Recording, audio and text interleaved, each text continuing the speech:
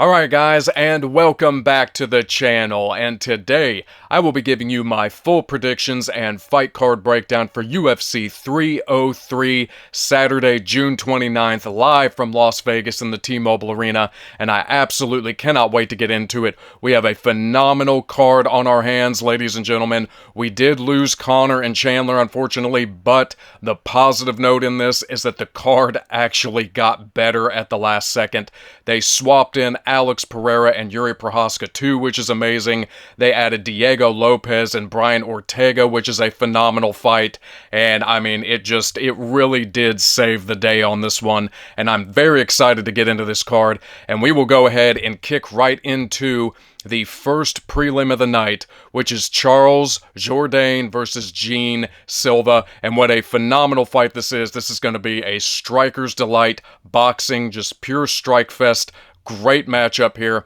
And in this fight, Charles Jourdain, I think, is very, very talented. I think he's a very talented striker. He mixes up his shots very well. He's very speedy, very fast. He has very good boxing. And Gene Silva is coming off the big knockout win against Weston Wilson, who literally just fought last night and picked up a big win. And Gene Silva just, hunted Weston Wilson down, just beat him up bad, hit him with big shots, hurt him a lot, and wound up TKOing him. And Charles Jourdain has been around for a while. He's had a lot of wins, a few losses, but he always looks pretty solid the majority of the time. And he's just fast, he's zippy, he's got good combinations, he's slick.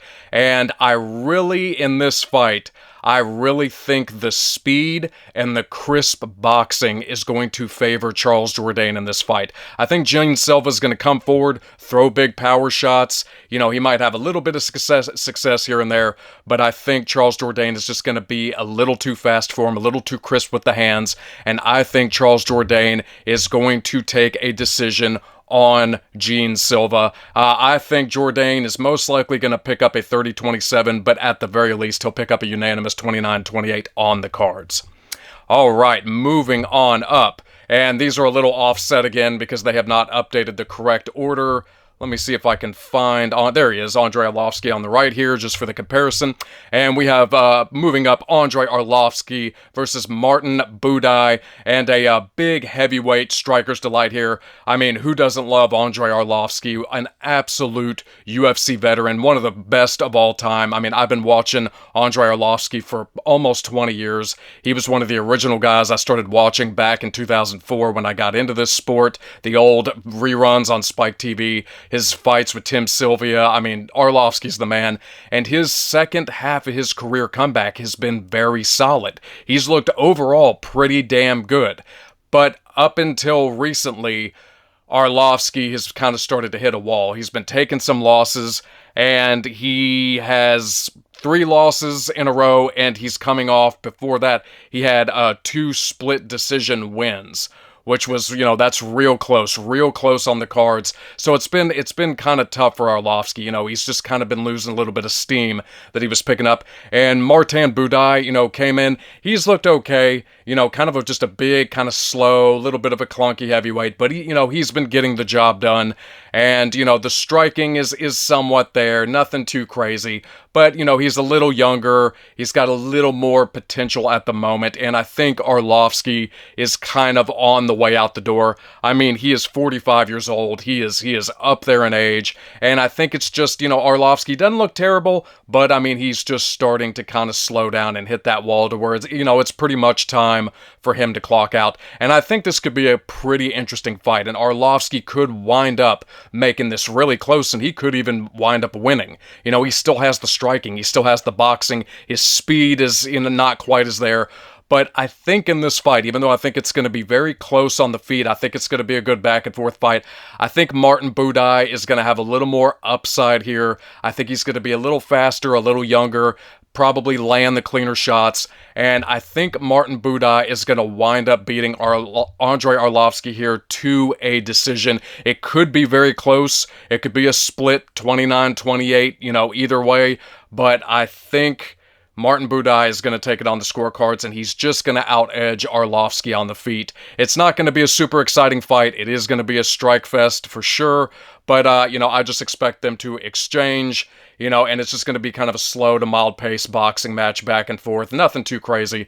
I would love to see Arlovski pick up the win, but I think Martin Buday is going to just edge him out just a bit and take probably a unanimous decision on the cards, 30-27, maybe a 29-28 in there. Arlovski steals around, but we are going Martin Buday by decision.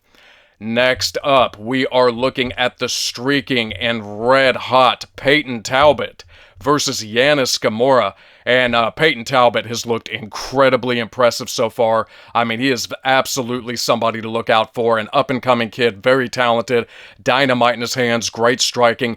And the performance that he put on against, oh my God, Cameron Simon. Almost slipped my mind there.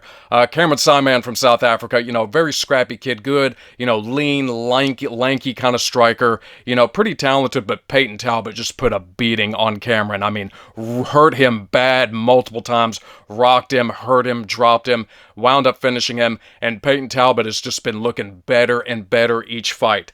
And looking at Yanis Ghemmouri, you know, nothing too crazy. He is coming off a loss to William Gomez. He does have a few wins over in Brave, but nothing just super stand off the page about him, you know, and I think Peyton Talbott is just going to continue this streak. I think he's going to get better. I think that hype is real with him, and I think he's going to have the better striking in this fight, and I see him TKOing Yanis Ghemmouri in the second round. I think he's going to pick up some steam in the first round. It could be a little competitive. Yanis, you know, might be hanging in there for a bit. But as Peyton starts to find his timing, sit in on his punches, find that range, I think those shots are going to build, the damage is going to accumulate, and he's going to wind up cracking and hurting Yanis Ghemmouri very badly and finishing him in the second round pretty cleanly. All right, we are going to move right on up to Ricky Simón versus Vinicius Oliveira. And this is a very, very interesting fight because, you know, Ricky Simón is a veteran. He's been around a long time. I mean, he's a tank. You know, he's got the cardio, he's got the grappling, he's got the wrestling. And Vinicius Oliveira has looked like a killer since he has come into the UFC. He has looked very impressive so far. I mean, nasty Brazilian, I mean, just striking, kickboxing, I mean, he has just looked deadly. And one thing about him is that he wound up having one of the nastiest flying knee knockouts in his last fight that I've ever seen. I mean, ran across the octagon at the kid and hit him square on the chin, out cold. I mean, just ragdolled him, and it was absolutely incredible. What a phenomenal knockout from Vinicius Oliveira. Very impressive. He looks like he has a lot of potential, just deadly striking, nice Muay Thai. I mean, a lot of things going for him. But Ricky Simón, even though he has had it tough in his last two fights, losing the fight to Song Yadong and the recent fight he just had, I'm blanking out who it was that he lost to. It was just in my head. But, you know, it's a very interesting fight, and it's a dangerous fight for Ricky because, I mean, Vinicius just looks sharp and deadly on the feet.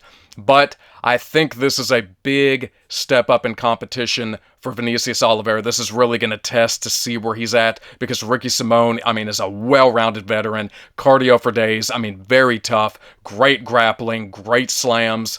And I think Vinicius Oliveira, even though he's looked very impressive so far, I think he's going to hit a little bit of a wall in this fight, and I think Ricky Simón is going to get back on track. I think he's going to be too much with the cardio, I think he's going to be too much with the pace, too much with the grappling, and I think he's going to get under these power shots of Vinicius Oliveira, and I think he's just going to wind up taking him down. I think he out-grapples him, I think he takes him down, holds him down. If Vinicius somehow gets back up to his feet, Ricky Simón's just going to hunt him down, get under that frame and length, double leg him, slam him, and I think Ricky Simón gets back on track and takes a unanimous 30-27 decision over Vinicius Oliveira. He could, if he is dominant enough with the grappling and his top game is smothering and powerful enough, which I very well could see it being, because Ricky Simón has great submissions on top. He's got great arm triangles, very, very thick, very powerful on top, great squeeze. I could see Ricky Simón easily wrapping up an arm triangle and submitting him. And I think Vinicius can give him a run for his money early. And, you know, if Ricky's not careful, he could walk into a nasty shot, and that could be the end of the night for him. He could walk into a knee. But I think Ricky Simón will get the job done. The experience, the pace, the pressure, the grappling, the cardio is all going to favor him, and he will take a decision on Vinicius Oliveira. Now we are moving on up to Joe Pyfer and Marc-Andre Barriault, and a very, very interesting fight.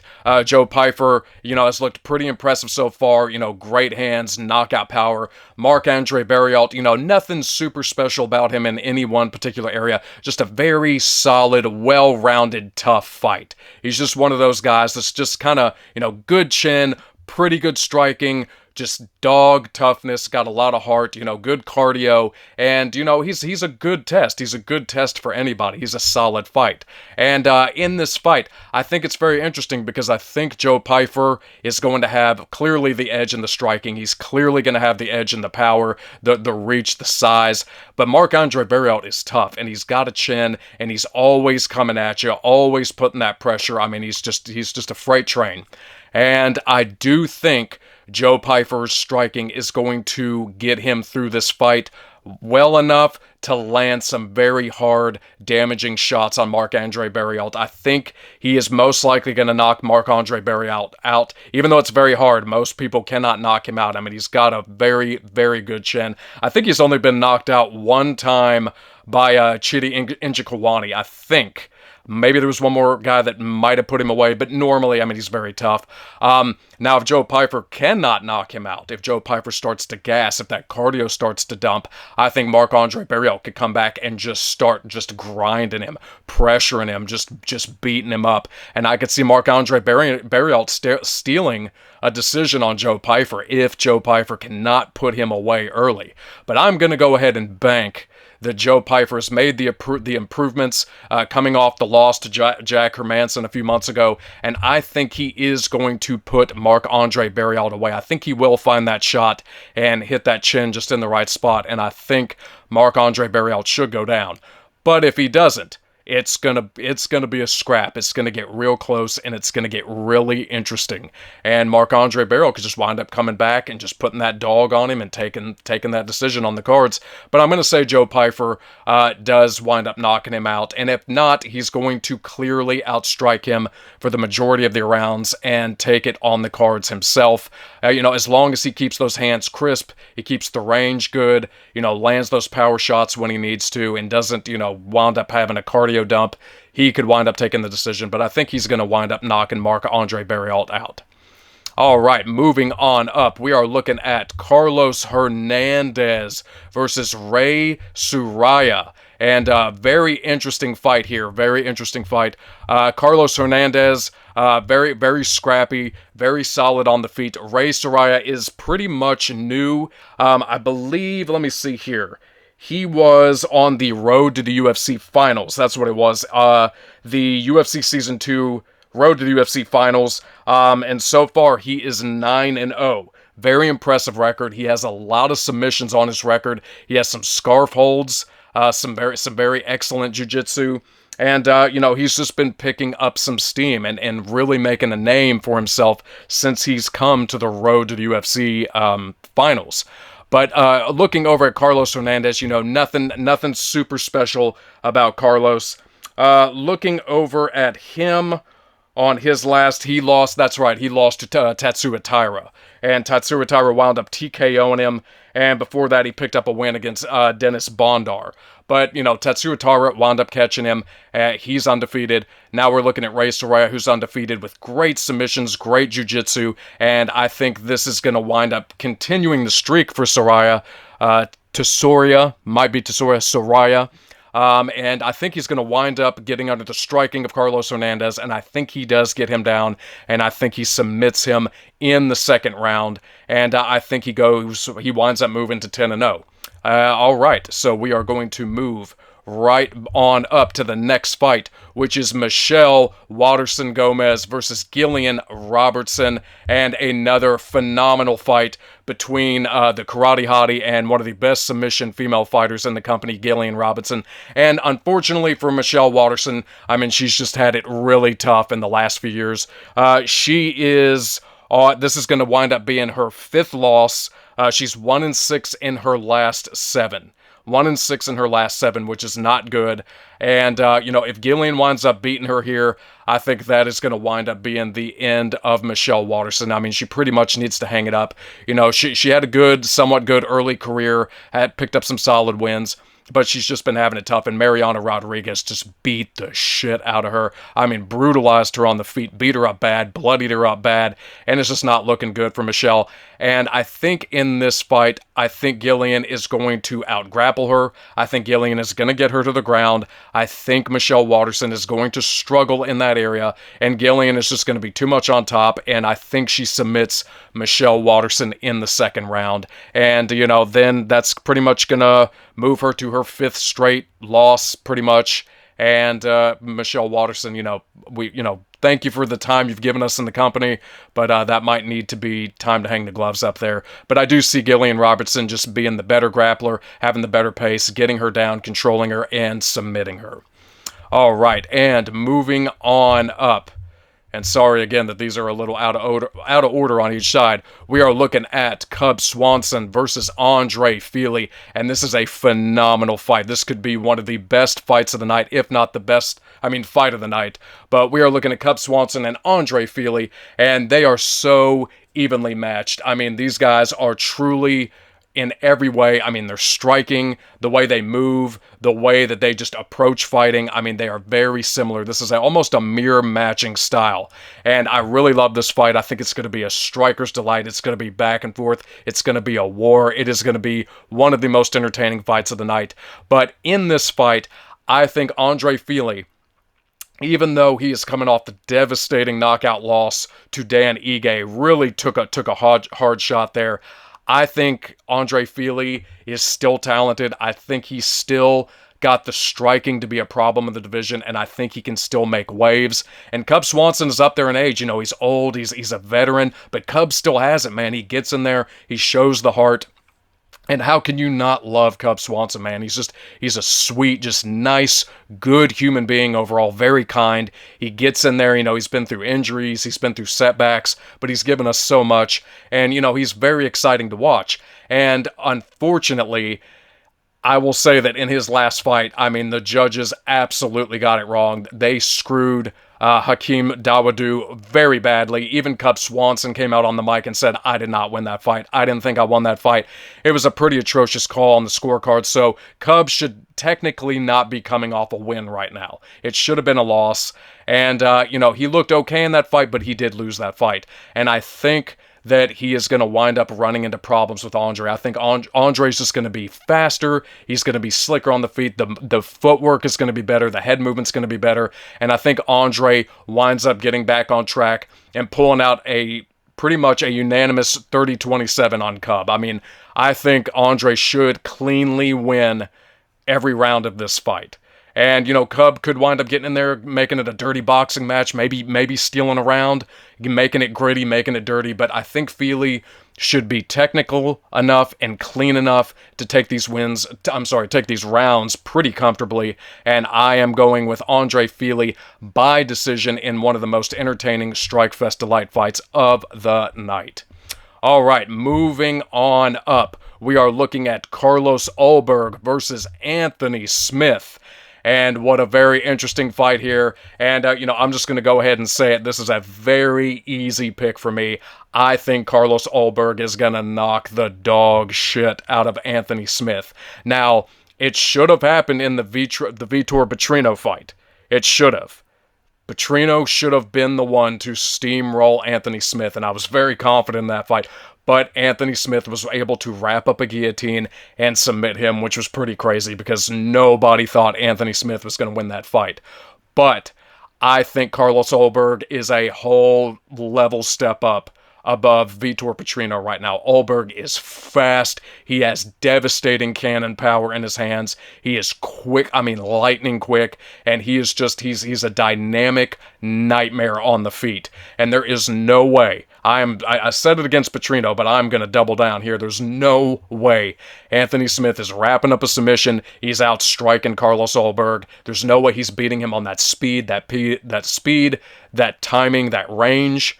and I think Carlos Ulberg is going to make pretty quick work of Anthony Smith within the first 2 minutes or so of the first round, and I think he's going to viciously TKO Anthony Smith for a clean, possibly KO of the night. I mean, very, very, very clean work there that I expect from the streaking and devastating Carlos Ulberg. And sorry, Anthony Smith, you got pretty lucky against Vitor Petrino, but it ain't happening in this fight. And if it does, I'll smack myself in the face for being so wrong on Anthony Smith and counting him out again. But I don't think it's going to happen. All right, and we are moving on up to pretty much the most frustrating, close fight of the night. And I'm gonna say it right now. I wish this fight was not even happening. I could not be less interested in this fight because I cannot stand either one of these men. I absolutely hate Ian Garry, the biggest douchebag in the UFC. I call him the Celtic cuck. Everybody knows the situation. I mean, if you follow the UFC hardcore, I mean, you know the story that's going on with him and his wife and that whole ridiculous thing, and how they put their business out there for everybody, and then they backlash at everybody because it's such an insane situation. But it is one of the most absurd, just cuck, like, oh my god, you pathetic bitch. Like, it's so sad what's going on with Ian Garry and his gold-digging wife.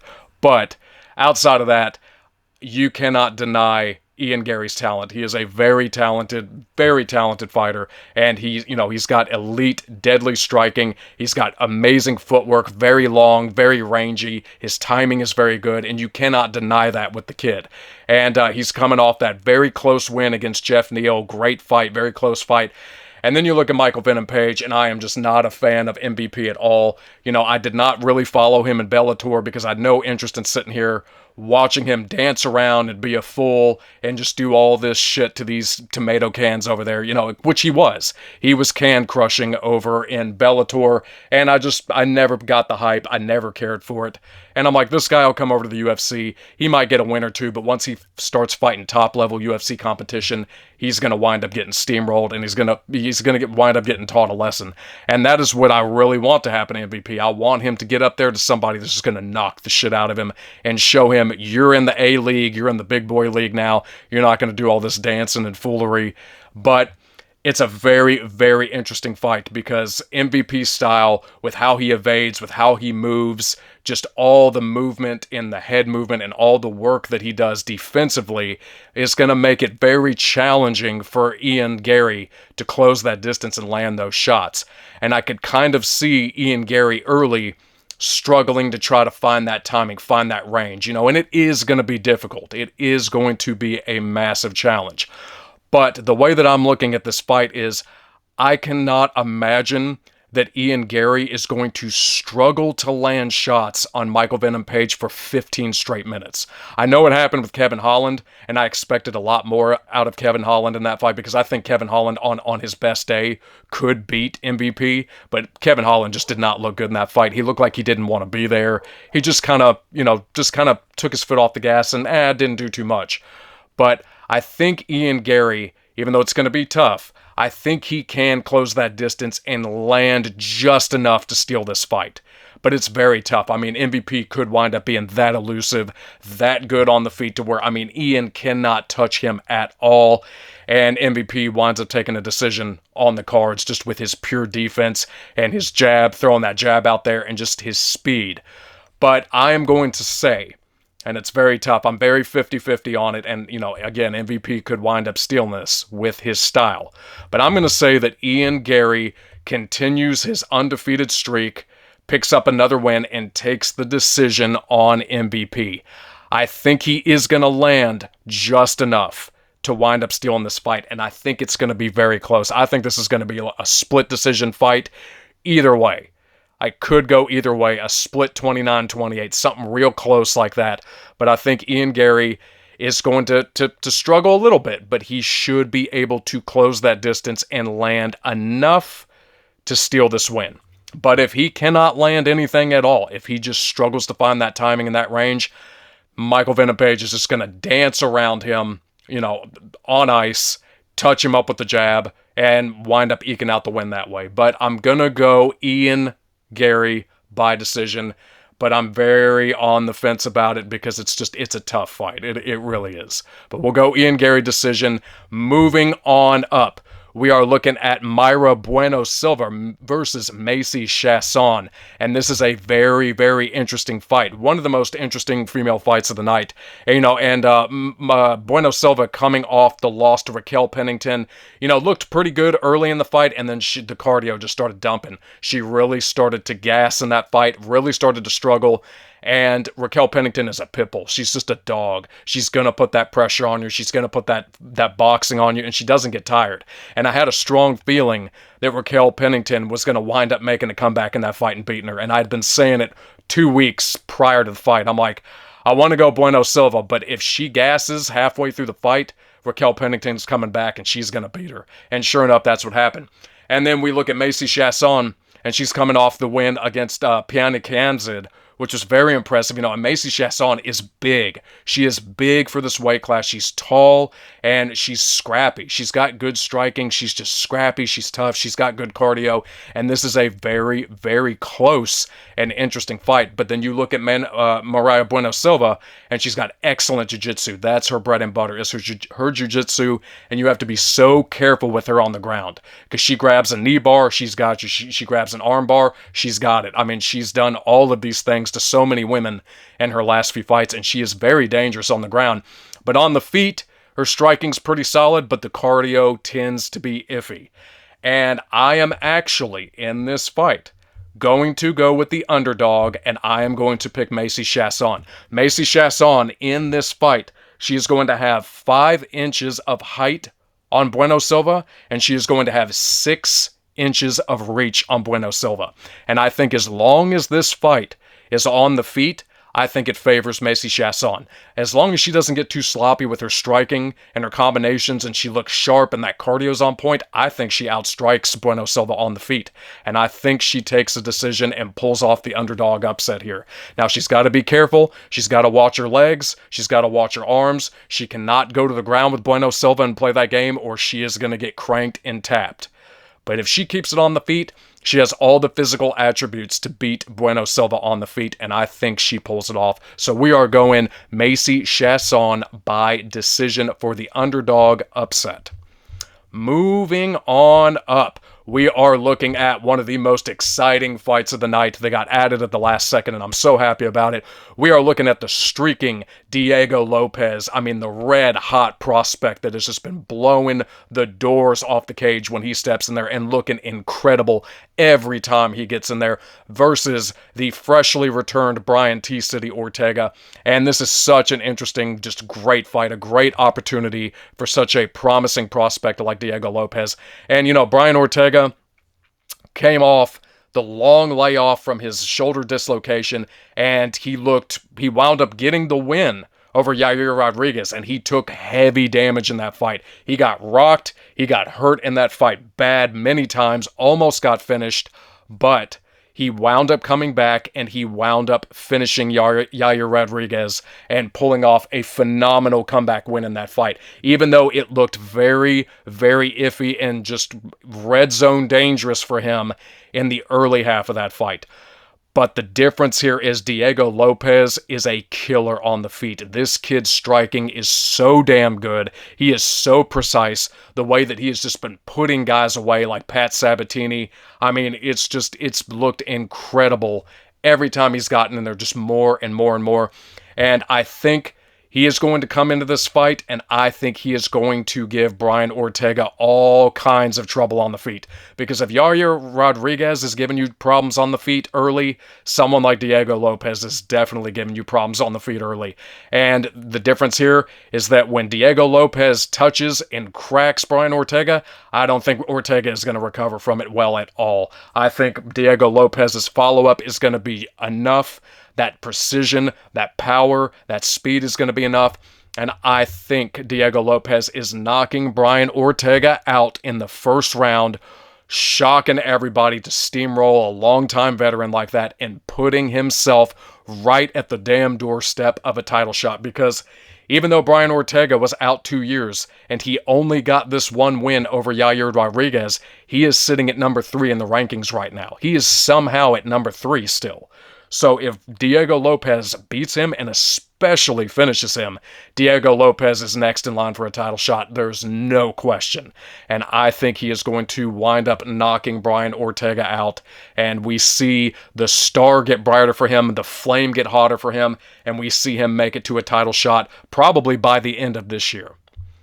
And we are moving up to the main event of the night, and I cannot wait to break down this fight because I'm so excited about it. I have been itching for this rematch for so long, but we are looking at Alex Pereira versus Jiri Prochazka 2, and what a phenomenal fight. Very, very fun, very crazy first fight that we had, and, Jiri Prochazka coming off the phenomenal win against Alexander Rakic. He looked like an absolute Terminator in that fight, coming forward, eating leg kicks like they're nothing, completely immune to leg kicks, walks forward, just puts relentless, endless pressure on Rakic. Eats shots from him, eats leg kicks, keeps hunting him down, cracking him, hurting him, and then he rocks Alexander Rakic and winds up TKOing him on the ground, completely finishing him, and it was just absolutely beautiful. One of the best performances by Jiri Prochazka, and he is such a damn problem. And you look over at Alex Pereira, he has just been absolutely incredible lately. What he did to Jamal Hill, knocking him out with like that shovel hook uppercut, and just the small streak that he has been on so far. Alex Pereira has just been a killer. And he has a lot of offensive tools that are just a nightmare problem for so many guys. That left hook, those devastating leg kicks. Alex Pereira is a scary motherfucker, and his offense is such a problem. But in this fight, I think this is so interesting because I picked Alex Pereira in their first fight because I thought Jiri, with the time off, that his timing would be a little off. He would have a little bit of ring rust. His dynamic attacks probably wouldn't fully be clicking. And I was somewhat right for the most part that Jiri just didn't look 100% in that fight. But Jiri still did very well. He was eating the leg kicks, coming forward, and hitting Alex with shots, hitting him with combinations on the back foot. And one thing about Alex Pereira is his offense is so damn good and deadly, but his defense is lacking.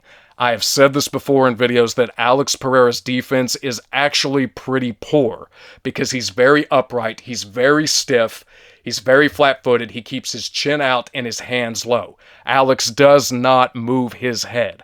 And that is how Izzy was able to hit him with the same punch twice and knock him out to the overhand right on the same spot. That's how he was able to tag him with the overhand right in the first fight and almost knock him out on the feet right on the horn. And that just goes to show that Alex Pereira's Achilles heel is his defense. It's stiff, his hands are down, chin is up, doesn't move his head.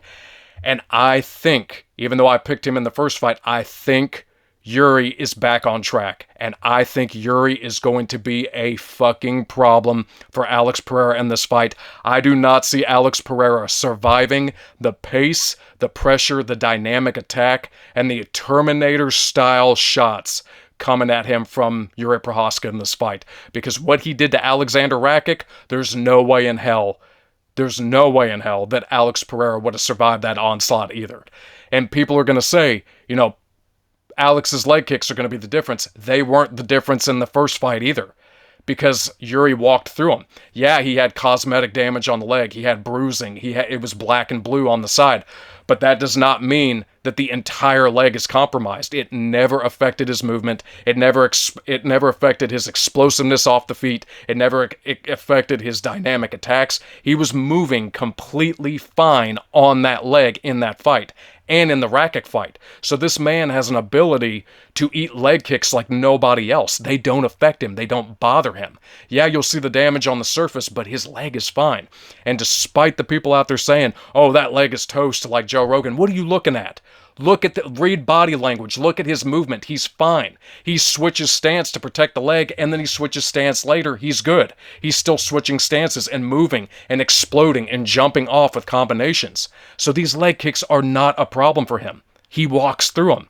And if Alex cannot shut him down with these leg kicks, how is he going to stop Jiri from coming forward? And Jiri only got caught in that first fight because he came in against Alex on the cage. Alex had his back against the cage, Jiri came in with his chin up, and Alex clipped him with a left hook and dropped him down to his feet. But Jourdain was not out cold. He did not get knocked out. Alex fell on top of him in the mount, and even though it was a pretty good call, it was close.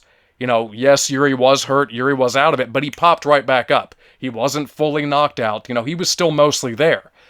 And he just made one mistake against the cage. But out in the open, Jourdain putting that pressure, putting that attack on Alex, just, it was becoming a problem up until he got caught. And you saw Alex getting hit with shots backing up like, whoa, any one of these shots could have put him outdone. Good night. And I think in this fight, Prochazka is going to fully get back on track, and I am picking him to upset Alex Pereira and reclaim his belt. I think he's going to be too much. I think he's going to walk through the leg kicks. I think the dynamic attacks are going to throw Alex off, and Alex is taking this fight on such short notice, which they both are, but Alex has been in Australia for the last week doing a tour, and he's on a different time schedule. He even talked about it on his YouTube channel that he's going to have to adjust to his time schedule. He's going to have to come back, try to get this training in, and I think Jourdain's already been training. Jourdain's ready to go. Jourdain has the advantages here, and I don't think he's going to make that same mistake twice. I don't think he's going to shoot in with his chin up and get caught. I think he walks through the leg kicks like butter, and I think he puts a pace and Terminator-style shots on Alex that rock him, hurt him, finish him, and I am picking Jourdain Prochazka by second round TKO for the upset, and again, we have another champion. All right, ladies and gentlemen, well, that is it for me. Thank you so much for listening to this breakdown. If you enjoyed it, please like the video, subscribe for more content, and I will see you for my predictions at UFC 304. Take care.